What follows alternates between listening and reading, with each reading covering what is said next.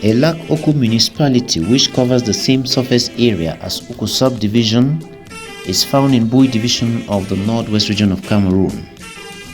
Oku is characterized by subsistence farming, and there is shortage of arable land, justifying why people farm even the steep hillsides.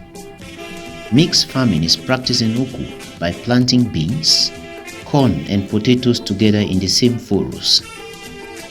Irish potatoes farming in Oku is an old-aged indigenous practice passed on from generation to generation. In Oku here, I think nearly every household in Oku produces potatoes. So this cooperative was created in 2014, and with a membership of 112 members. So this cooperative like this is still working with non-members, because they still buy potatoes from non-members and add to their own tonnage and sell. So we still have an organization like this cooperative and CIGs that they produce potatoes. There are two potato farming seasons in Oku. For the rainy season potato farming, when the sky is cloudy around the end of the third month after Christmas, that is in March, accompanied by the development of fresh leaves, as well as some specific flower buddings by some trees, farmers begin planting. Dry season potato planting begins once farmers notice that the intensity of rainfall is reducing. Generally, this usually takes place about 5th to the 6th month after the rainy season potatoes was planted, meaning in August or September for dry lands and along the bounds of streams, and in marshy areas later in October and November, depending on the amount of water in the soil. Approximately 10,000 kilograms of potatoes can be produced per cycle, because with the potatoes they produce two cycles, first and second cycle. So first cycle is approximately 10,000 kilograms of 10,000 tons. So potatoes can be produced in Oku. Irish potato lasts for a maximum period of 3 months to get mature. It will be waste of time, according to farmers, to cultivate farms and plant only Irish potatoes during the rainy seasons. Viable potato seeds germinate 3 weeks from planting.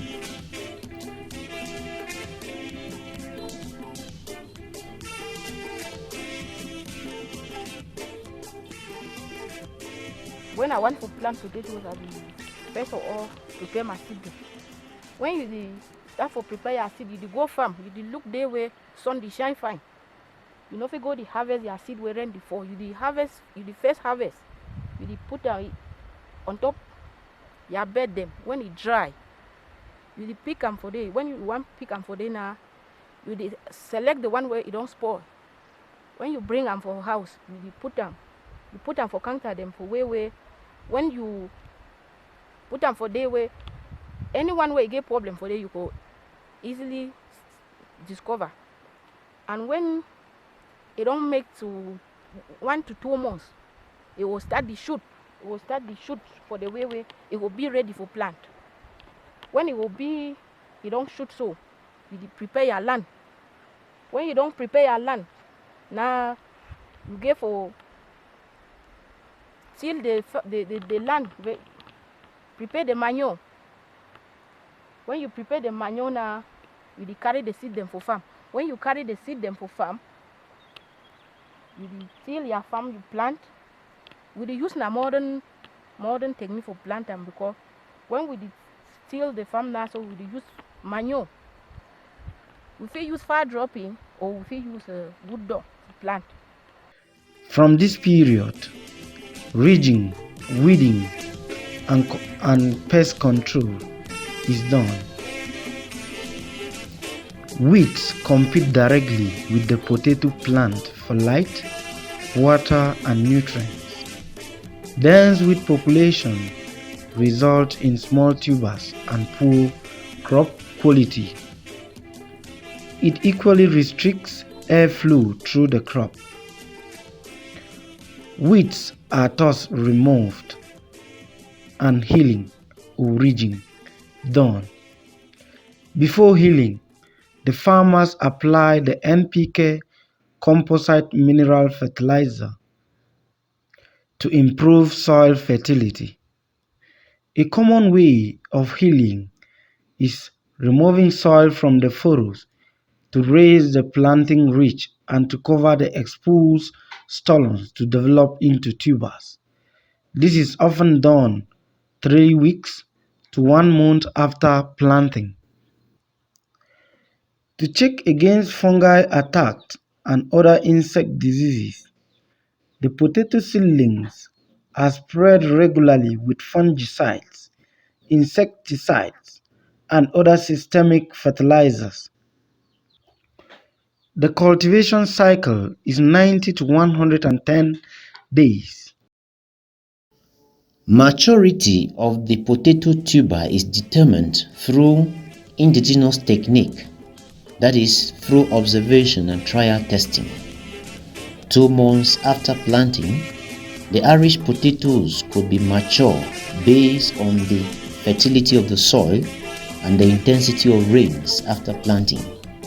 When potato leaves are getting yellow, with the flower drying off, it is an indication that the potato is ready for harvesting. So the yellowish potato leaves permit farmers to conduct trial harvesting as a means of establishing with certainty the maturity of the tuber. 3 weeks post-flowering is enough time for the tubers to get mature for harvesting, and according to the farmers, 2 weeks after the yellowing of potato leaves, the crop is ready for harvesting. The harvested tubers are graded according to size, and the potato sold in bags to potential buyers who come regularly from the various cities of the country. There are some other people somewhere else that need potatoes, that they cannot be able to produce the potatoes. When we are eating now, then we sell the excess. Potato is cultivated around the Oku municipality, mainly for home consumption and for commercial purpose.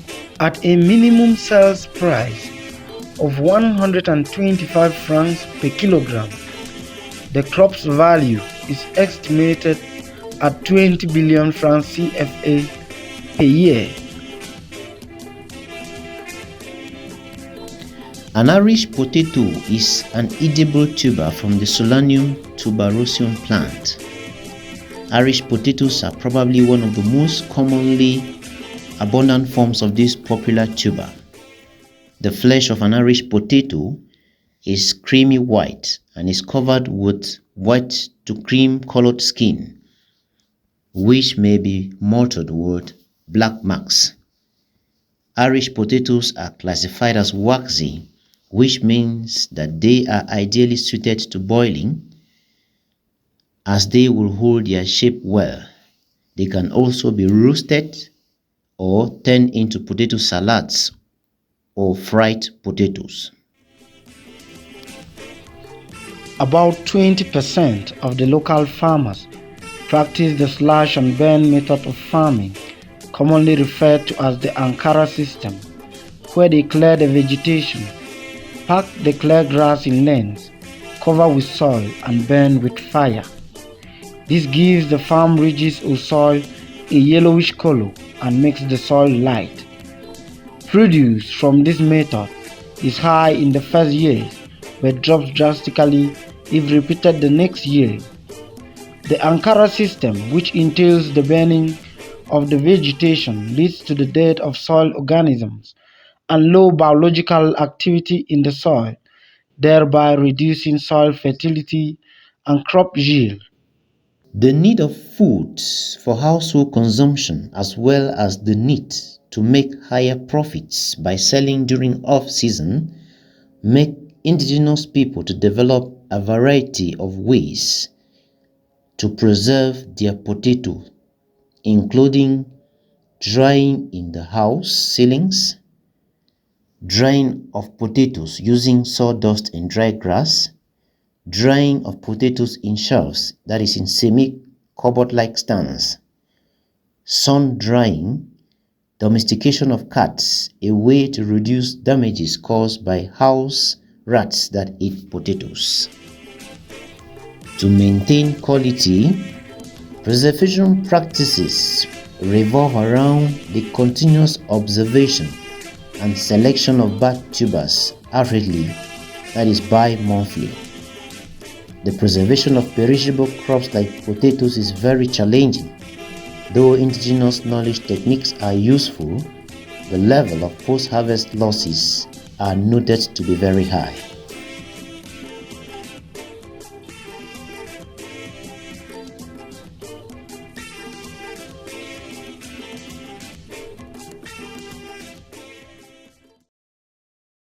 There are so many challenges that farmers face. First, they started by these stray animals. That when they plant potatoes, they started removing the seeds from the soil. After that, when the potatoes germinate and start growing, they will continue to be eating the leaves. Then another challenge that we face is farm inputs. Things like pesticides, fertilizers, and insecticides, and other fungicides. They are too expensive for us farmers to produce potatoes using all those things. So and even means of transportation, farm to market routes are still one of the challenges we are facing. So we are facing a lot of challenges. So I'm just trying to name this few.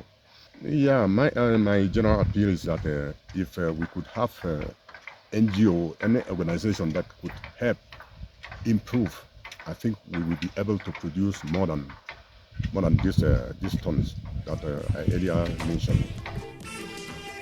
Lack of adequate capital is one of the problems that local farmers face. They lack capital to buy farm inputs like improved seeds, organic manure, chemical fertilizers, fungicides, and pesticides. They lack capital to buy equipment like sprayers and hand carts. Limited capital has led to small-scale cultivation as farmers find it difficult to expand their farm sizes. Farmer-grazier conflicts is one of the main problems that farmers face. These conflicts come as a result of graziers allowing their animals to stray into cultivation fields to damage crops. Price fluctuations is one of the main problems that farmers also face. At times, the price goes down to a point that when farmers sell the produce, the revenue they get from the sales doesn't compensate for the cost of production. Low prices, as we know, are always a disincentive to the local farmers.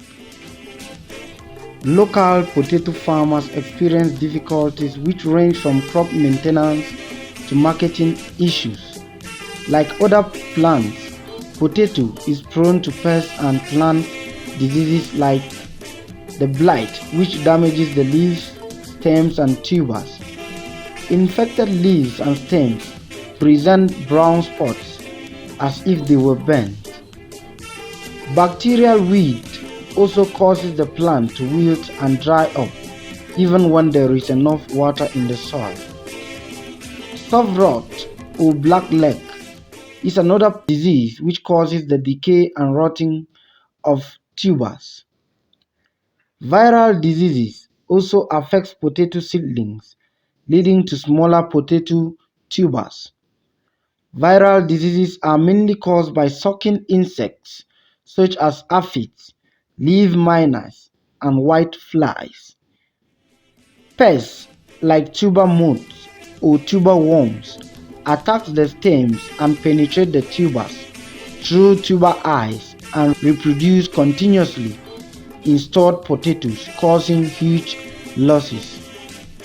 Nematodes also attack tubers to cause yellowing of leaves and plant wilt.